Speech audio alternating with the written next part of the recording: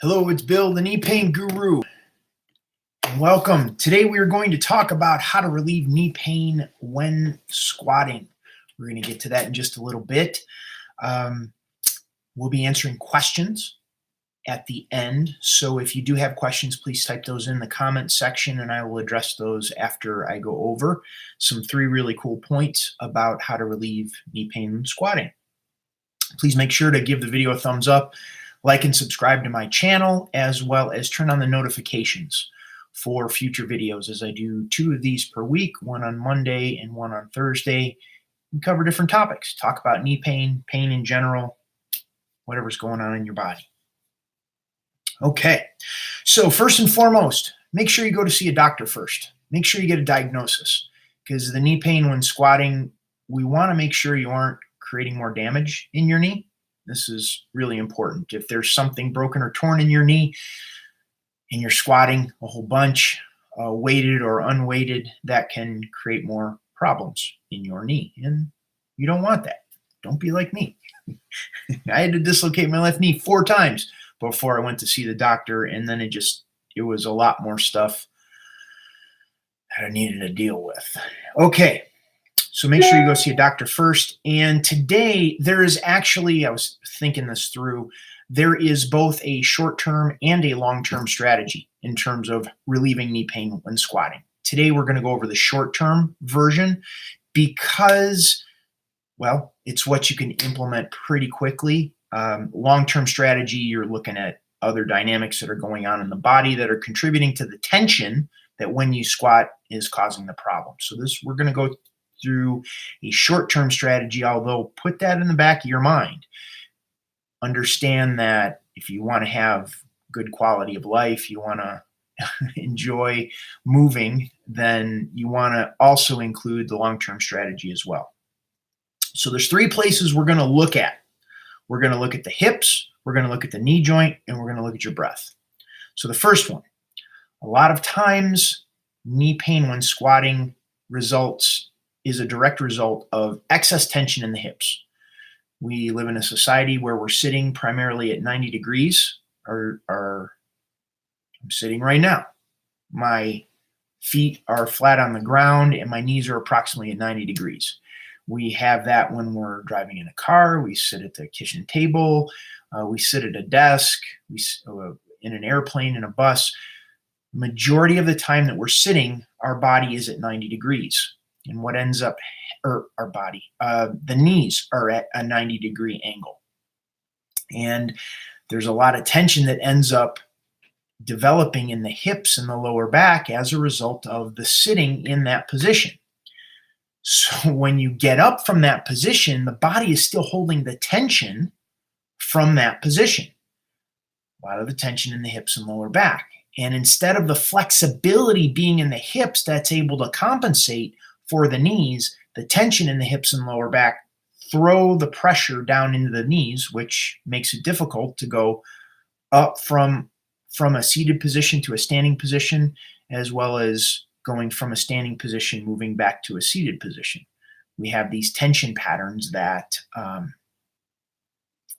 not stretched out. So the hips and lower back play a huge role in terms of the amount of tension that you feel, pain you feel in your knees when you squat. So it's something to look at, stretching out your hips. I will include some videos at the end of this that give you some stretches that you can do for your hips and your lower back. So there's that. The second place we're going to look at is in the knee joint. In order to squat, there is a certain corkscrewing motion that takes place in the lower part of the leg in order to get into a squatted position.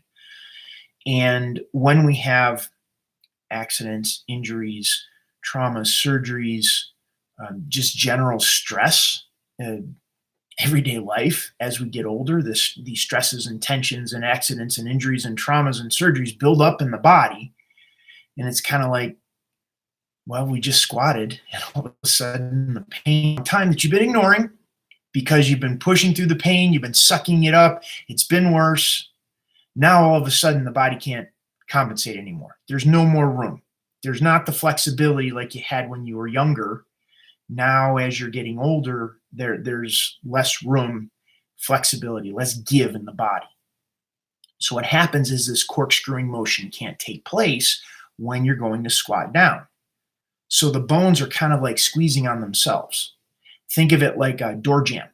You have a door jamb and you shove something in the door jamb, you're going to have a real hard time closing the door because there isn't the clearance in the door jamb to be able to do so.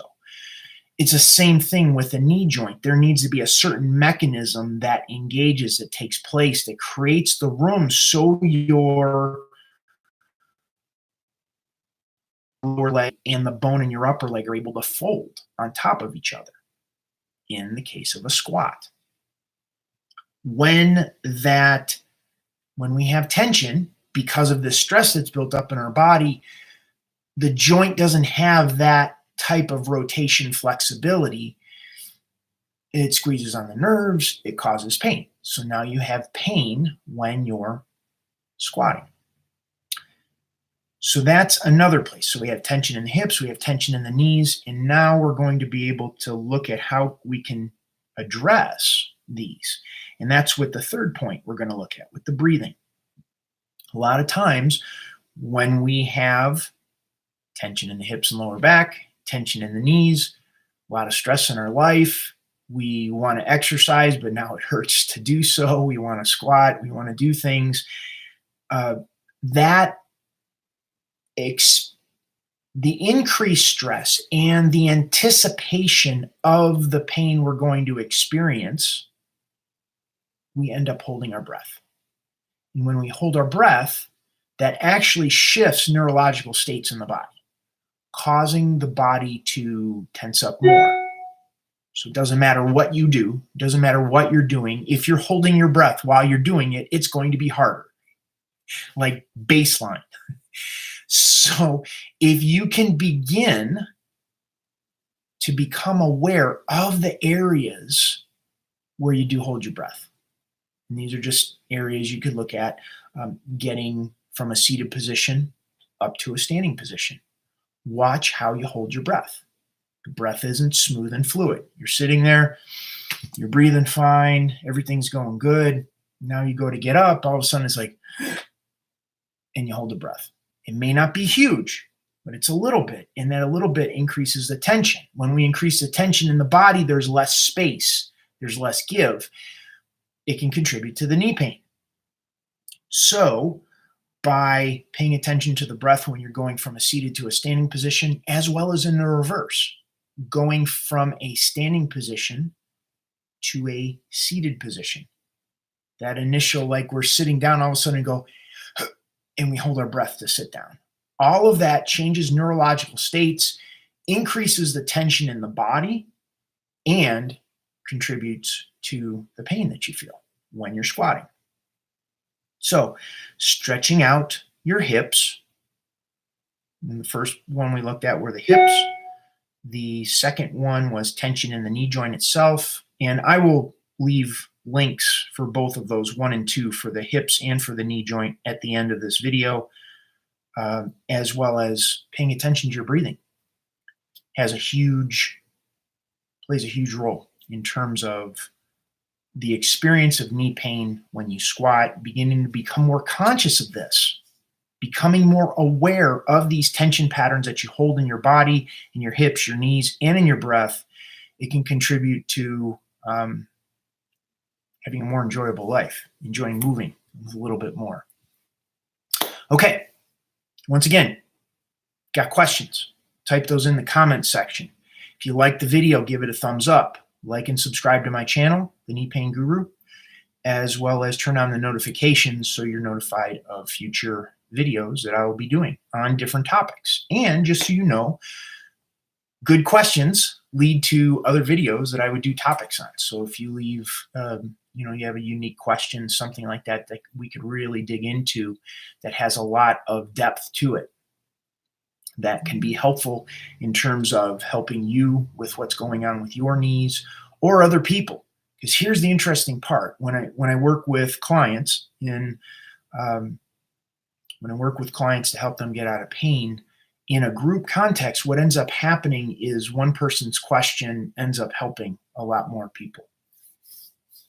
Okay, we're not getting any questions. Not a big deal. I'm going to jump off here. Thank you so much for being here. Once again, give the video a thumbs up, like and subscribe to my channel, The Knee Pain Guru. Turn on notifications so you're notified of future videos. This is Bill Paravano, The Knee Pain Guru, thanking you so much for allowing me to do the work that I have been called to do. And have a wonderful day. And I'll see you on the next video.